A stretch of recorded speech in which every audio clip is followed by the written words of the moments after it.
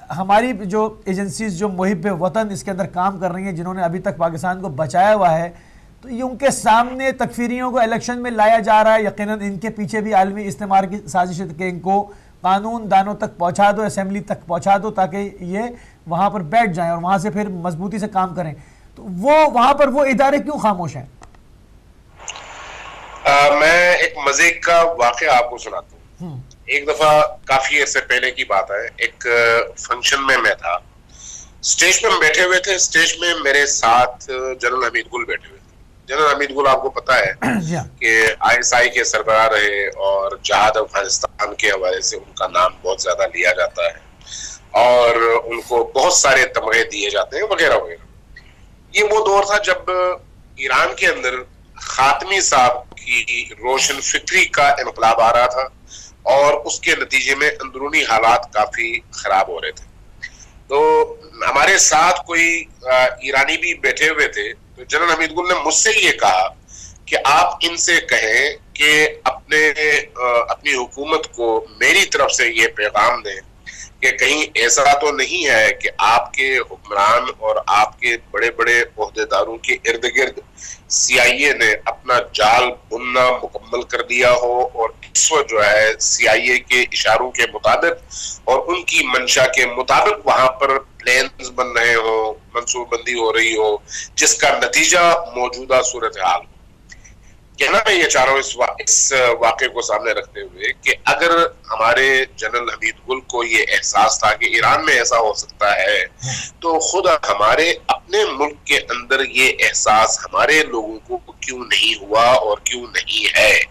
کیا اب بھی ہماری اسٹیبلشمنٹ کے اندر، ہماری فوج کے اندر، ہمارے باقی اداروں کے اندر کیا اس طرح کا ان کا اثر و رسوخ، ان کا جال موجود نہیں ہے کہ بظاہر بندہ پاکستانی ہے لیکن اس کی روح اور اس کی فکر امریکن ہے؟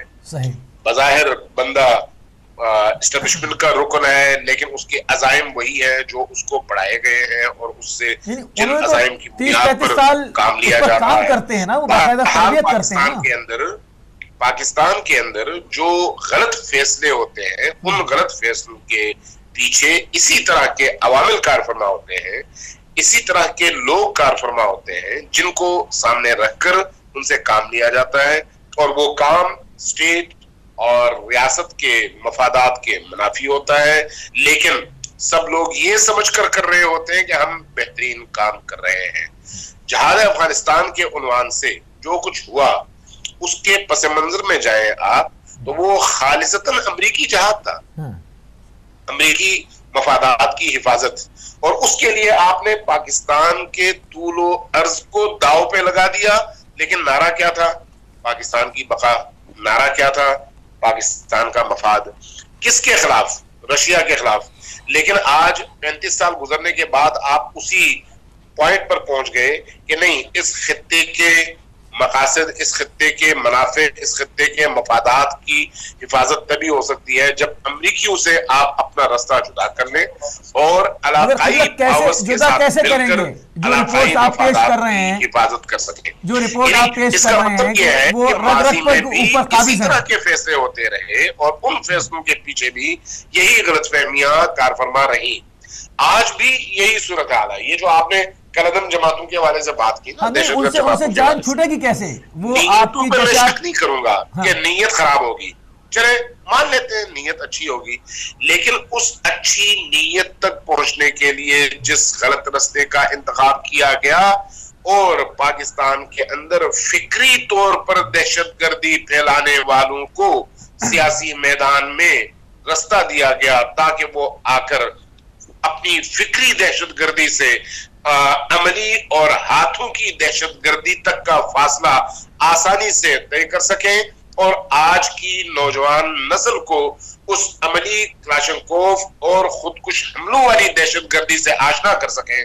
تو یہ گویا آپ 22 کروڑ عوام پر ظلم کر رہے ہیں اور دوبارہ مستقبل میں ایک ایسا گراؤنڈ بنا رہے ہیں جس سے اس ملک کو مزید نقصان ہوگا، اس ملک کو مزید خطرات لاحق ہوں گے. اس وقت شاید آپ کے پاس پھر اپنے آپ کو بچانے کا راستہ نہیں ہوگا. صحیح. بریک کا وقت ہوا ہے. جن سپاہی صحابہ کے لیڈرز کو آزاد کر دیا گیا، فورتھ شیڈول سے نکال دیا گیا اور ان کو انتخابات میں حصہ لینے کی اجازت دی گئی، ابھی تو لگتا یہ ہے کہ گویا ان سے زیادہ پاک و پاکیزہ کوئی لوگ ہیں ہی نہیں اس ملک کے اندر. جبکہ انہی دنوں ان کی جو تقریریں کراچی میں ادھر ادھر کی گئی ہیں ان کی طرف سے، ان تقریروں کو آپ پڑھیں یا سنیں تو محسوس ہوتا ہے کہ گویا لباس تبدیل ہو گیا ہے، چہرے تبدیل ہو گئے ہیں، نعرے وہی ہیں، عزائم وہی ہیں، اور ان کا کام ہی یہی ہے کہ انہوں نے اس ملک کے اندر نفرتوں کو زیادہ سے زیادہ عام کرنا ہے. لہٰذا میں یہ سمجھتا ہوں کہ اس طرح کے فیصلوں کے پیچھے بہت زیادہ غور، تفکر، تدبر ہونا چاہیے. ابھی ایک اور خبر بھی سامنے آئی ہے، یقیناً آپ نے وہ خبر دیکھی بھی ہوگی اور سنی بھی ہوگی. بہت عجیب و غریب خبر ہے، اور یہ خبر بھی جنرل شعیب نے دی ہے اور میڈیا میں آ کر دیا ہے کہ ریاست نے اور ہماری اسٹیبلشمنٹ نے یہ فیصلہ کیا ہے کہ جتنی بھی کل عدم دہشت گرد، فرقہ پرست اور متشدد تنظیمیں تھیں اور ان کے اراکین تھے، ان کو ہتھیار ان سے واپس لے لیے جائیں اور ان کو پولیس میں، ایف سی میں، رینجرز میں ان کو رول دیا جائے تاکہ وہ وردی میں آ کر ریاست کے قوانین کے سائے میں اپنا کام کریں اور ان کو تنخواہ بھی ملے. جو ان کا مدعا تھا وہ بیان کر رہا ہوں کہ ان کو تنخواہ بھی ملے اور ان کے بیوی بچے بھی عزت کی زندگی گزار سکیں. میں یہ سمجھتا ہوں کہ گویا یہ آپ ایک خونی پاگل کے ہاتھ میں اسلحہ دے رہے ہیں اور دوسرے ہاتھ میں اس کے وہ بھی قانون کا جواز بھی دے رہے ہیں کہ اب تم قانون کے اس جواز کے تحت جس کو جیسے چاہو تحت کرتے رہو، اس لیے کہ تمہیں قانونی شیلٹر بھی حاصل ہو گیا ہے جو کہ پہلے حاصل نہیں تھا.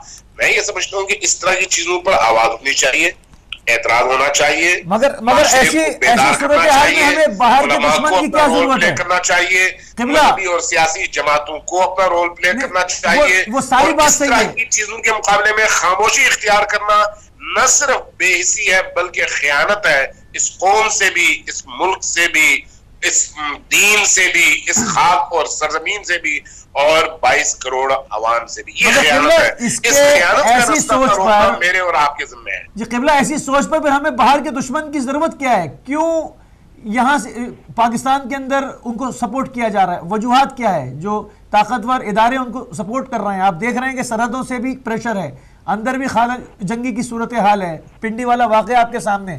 پھر تکفیریوں کو سپورٹ کرنا. اب جب یہ اسمبلی پہنچ جائیں گے تو کیا یہ، اور جیسے آپ کہہ رہے ہیں رینجرز میں، پولیس میں ڈالے جائیں تو کیا یہ کبھی باہر آ سکیں گے؟ یہ تو زہر پھیل جائے گا پورا.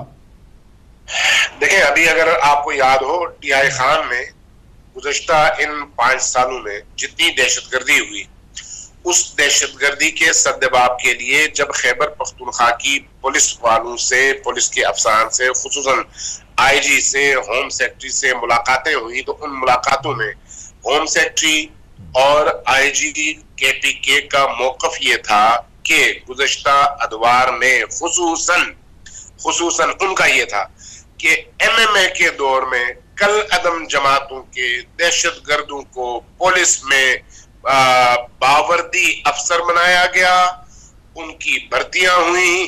اس لیے اب یہ جو دہشت گردی ہو رہی ہے اس کے پیچھے وہی پولیس والے کار فرما ہیں اور ان کی سکروٹنی اتنا آسان نہیں ہے.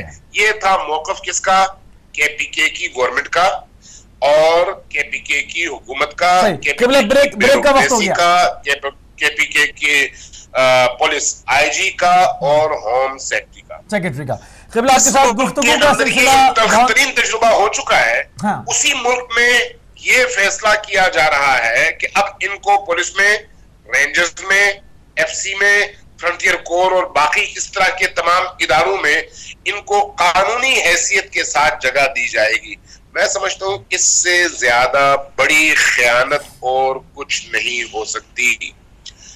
اب یہاں پر اس کو ہم آیا ان افسران یا فیصلہ کرنے والی طاقتوں کی سادہ لوہی کہیں یا پھر خیانت کہیں، وطن سے دشمنی کہیں، مجھے یہ بات سمجھ نہیں آتی. ٹھیک ہے، اس کے اوپر ان کے اس فیصلے کے پیچھے سادہ لوہی بریک کے بعد اس پر بات کریں گے.